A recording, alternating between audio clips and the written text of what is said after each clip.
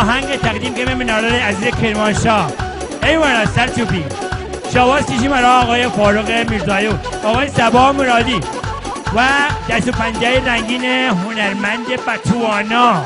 هنرمند بتوانا آقای بابک حیدری ایوانا خودت سلامات خیلی دیگه براغم خیلی دیگه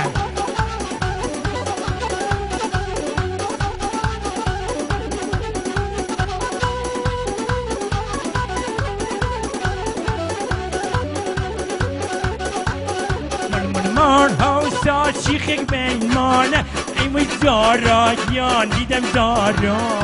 من هاوسا شیخک بیمانه ایوی زارایان دیدم زارا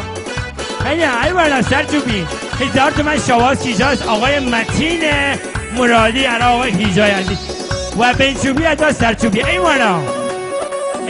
دیگه چک خاننده ایوانا خدا سلامات خش ونرمه درد دو بانی سرمه خش ونرمه درد دو بانی سرمه ای بارا کی تو برده شاو کی تو مسته ای ولا خدا سلام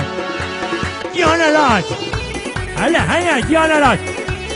هوا خوشی و سرچوبی عطا بنچوبی ای ولا شواز کیساز آقای بابک حیدری و طرف تیپ موسیقا الان بازیگر و بازی نکرد ای ولا خراب من نگدی بچن بابا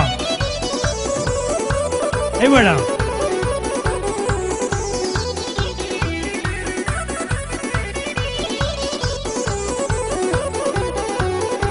سرام اسکرم بکنن قورم ای وی زارا جان دیدم زارا سراغی مسکن بکنن قورم ای وی زارا جان دیدم زارا هرچی خوش کرده جمع کنه دورم ای وی زارا جان دیدم زارا ای وانا سرچوبی ماریا عشق کمرا این نوازنده عزیزه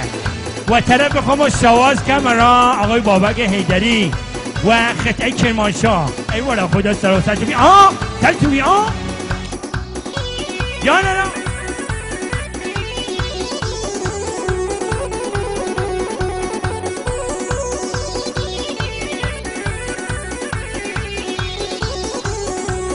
سوی ببارا بیه دستر لبنان آیا سوی ببارا بیت دستر لبنان آیا وایا یارک مشنویا آیا یارک مشنویا ای ورا یا ندار یه چه تقدیم کنیم و او دست و پنجه رنگین آقای بابک حیدری